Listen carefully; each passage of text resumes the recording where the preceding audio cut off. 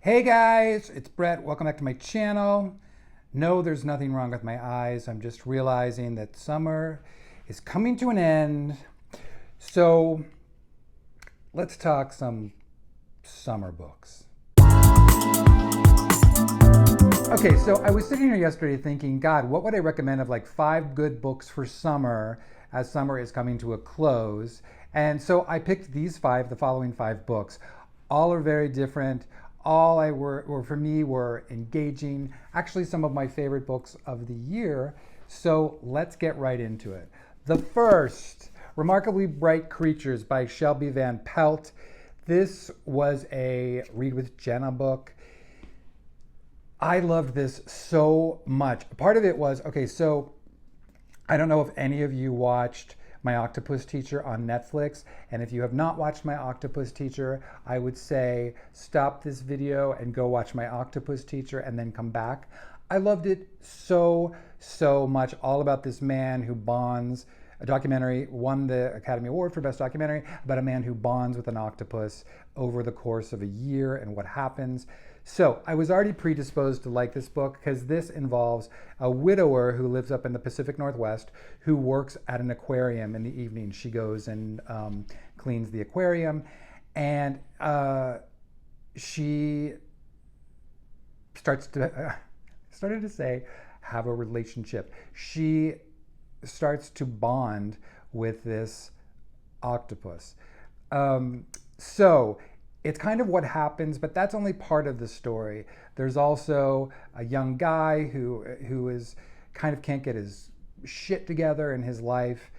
All of these characters eventually end up crossing paths. It's incredibly heartwarming, very sweet. It really moved me a lot. I would also add, this was an amazing audiobook, and for those of you audiophiles out there. Audiophiles? Audio, is that a word? Anyway, it's great. It's narrated by Marin Ireland and Michael Urie, both of whom I'm obsessed with. Michael Urie is actually going to be on my show this fall on Apple TV. Hi, shameless plug for the show that I cast called Shrinking, which will be coming out in November on Apple TV. But also, Marina Ireland has been in the Umbrella Academy, a bunch of things. She's a very celebrated stage actress. She does a lot of audiobooks. The two of them together are incredible. So I would highly recommend this if you want something that's heartwarming, that is possibly going to make you cry, but all in the best ways. That's that. All right, next, a little more serious. Notes on an Execution by Danya Kukafka. I loved this book. It was so surprising to me. What it involves is it's about a man who is on death row for murder, but the book centers less on him than all the women in his life. His mother, the cop who is tracking him down. I thought it was a really interesting way to tell the story. It's drawn comparisons to Long Bright River, which I can totally see. It also reminds me a little bit of Dead Man Walking, the film with Susan Sarandon and Sean Penn. Really good, very smart, very kind of thought-provoking, interesting book. Okay, next is The Midcoast by Adam White. I saw Adam last week at an event here at Chevalier Books. I bought this over the summer, like 2 months ago in June. The book had just come out, and I was in the Midcoast in Maine when it came out. And it got an incredible review in the New York Times, and I thought, well, I need to get this immediately and start it. It's great. It is about a guy, Andrew, who comes home to Damariscotta, Maine, a very small fishing village, with his wife and child. He is a teacher. And when he comes back, there is a family in the town called The Thatches, Ed and Stephanie Thatch. Ed Thatch, when he grew up, was kind of this, charming but lobster fisherman who, one of these people who would never kind of get out of Maine. But in the interim, he and his wife have become effectively royalty. They're extremely wealthy. They almost effectively run the town. His wife is very influential.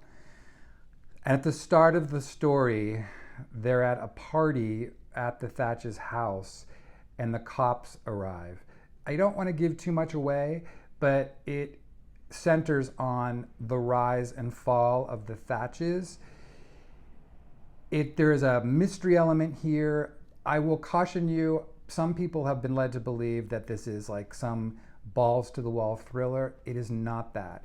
It is a very slow burn character study, but it does begin to accelerate as the book goes on, and it becomes a very taut, plotted pseudo thriller, and because of the stuff that takes place.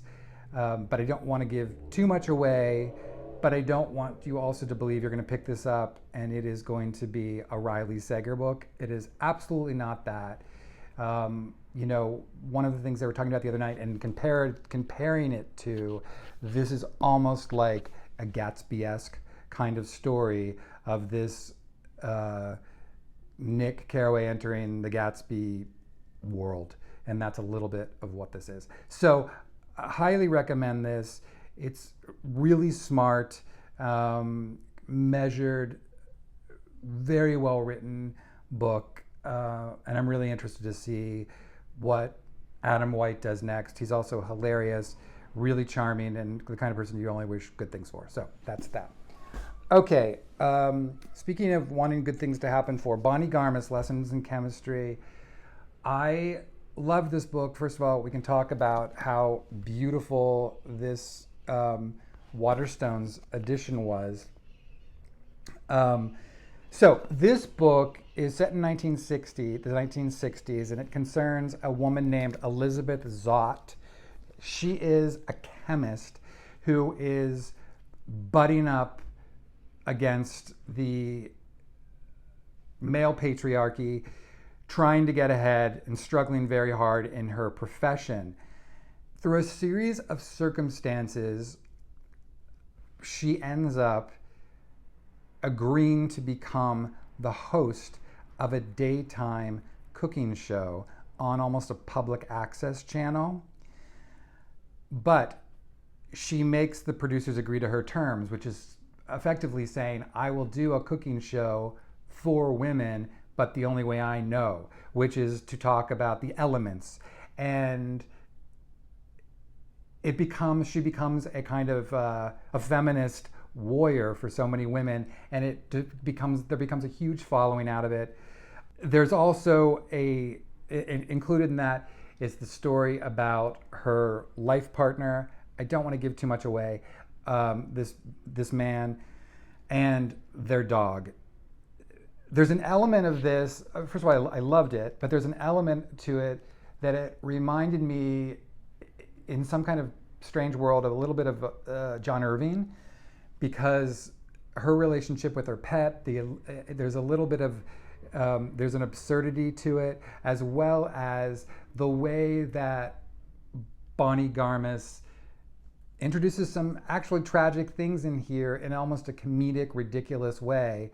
But I really liked this. I loved these characters.